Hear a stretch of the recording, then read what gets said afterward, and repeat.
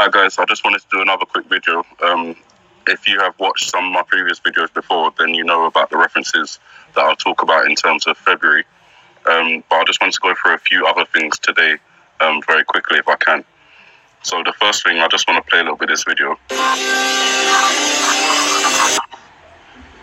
So at this scene here, we have the appearance of what I believe is Chinese tanks moving in from China through North Korea, heading into South Korea.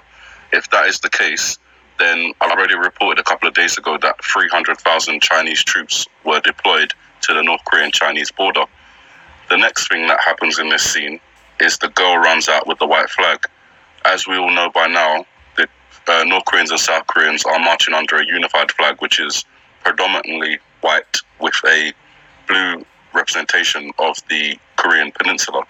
And that could be what we're seeing here in terms of this white flag. It doesn't have the blue representation of the blue representation of the Korean peninsula on there, but some of these markings on the ground, or even the markings on her face, could make up the Korean peninsula. Excuse me. Next bit.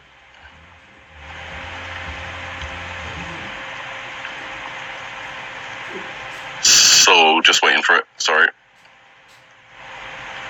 So the next thing here is we see this girl who's with what we'll call the unified Korean flag.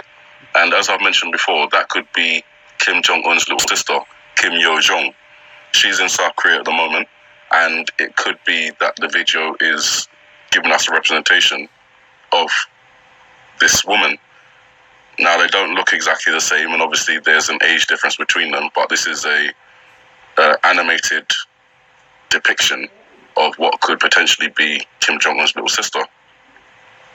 And it's more certified because it's all seeming to happen around the same time. The Chinese troops move in, the unified Korea flag, and Kim Jong-un's little sister. Then we move on a little bit in the scene, and we're shown this skeleton, this aristocratic skeleton.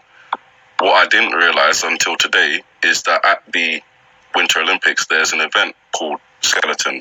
It's basically like a sledge or board or something that they jump on and lie flat, and they go down a luge, which is basically like an ice tunnel.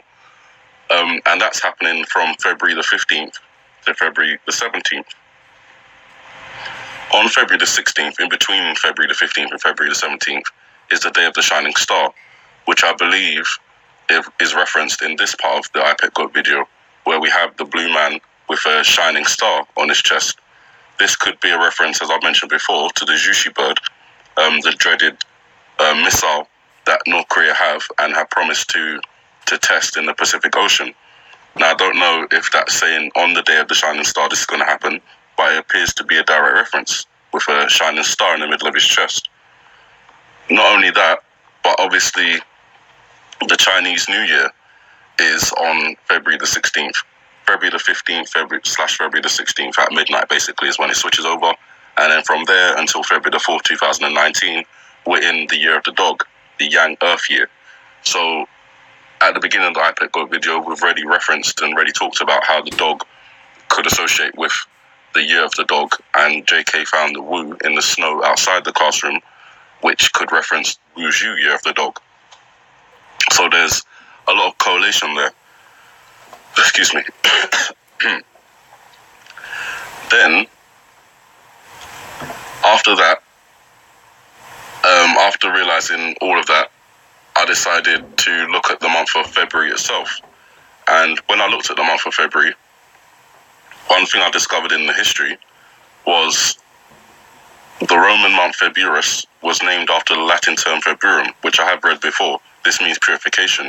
And I think that could have direct reference to the old lady in the tower with the blood drying up or disappearing.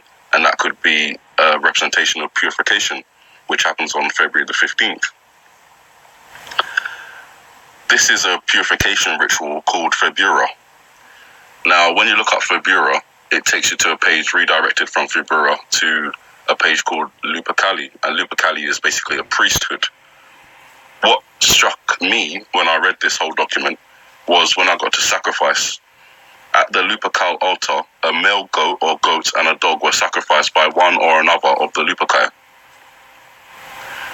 And obviously when I read that, I thought, okay, I'm looking at the month of February because that's where the video seems to be pointing me to. And in the month of February, we have a ritual, purification ritual called Febura, which takes place on February the 15th.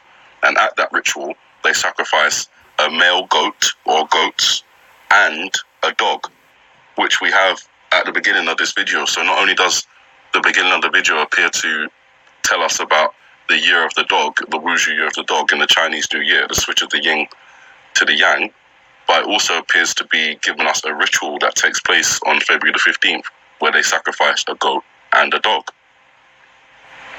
With all the other references to February, with the Valentine's Day and the flowers and the stag and the hare and the Fs that are in the classroom and the F that was discovered on the girl's dress, the F that appears to be part of the yellow flower that's made up on the wall, and the two Fs being able to be backwards sevens and all those references. If you haven't seen it, I've made a couple of February videos in the last couple of days which should catch you up fully on the references to February in this video.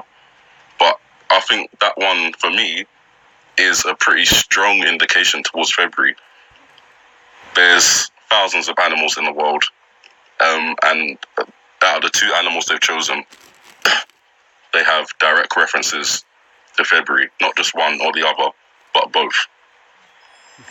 So that's what I wanted to kind of point out to you guys today. I feel like we're living, I don't feel like we are living in the IPEC Go timeline at the moment. The Chinese troops moving towards the border, the unified Korean flag, Kim Jong-un's little sister, the skeleton sports that they have at the Winter Olympics, the Day of the Shining Star, the Lupercali priesthood, the Chinese New Year, Valentine's Day. February the 18th is also the last day of Aquarius, which has a reference in the Be Ready video. So, February. If this interpretation is correct, there are 3 days left until the 14th. And basically, next week is, all of the week is a high watch week. Particularly high watch week. It all feels a bit surreal because, especially in this part of the video where we appear to be on the Korean Peninsula, it appears to be taking place right now.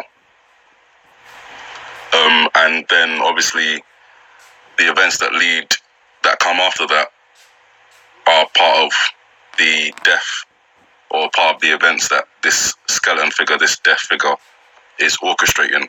So it could be that from February the 14th onwards, we are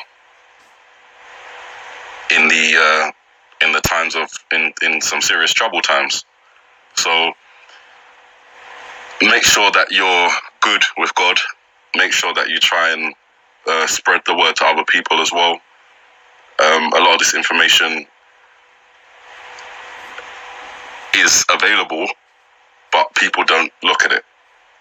And as I said before, I don't think that when these things start, that the internet is going to be available for very long, which means any information that we've already shared and any information that we want to share will be gone.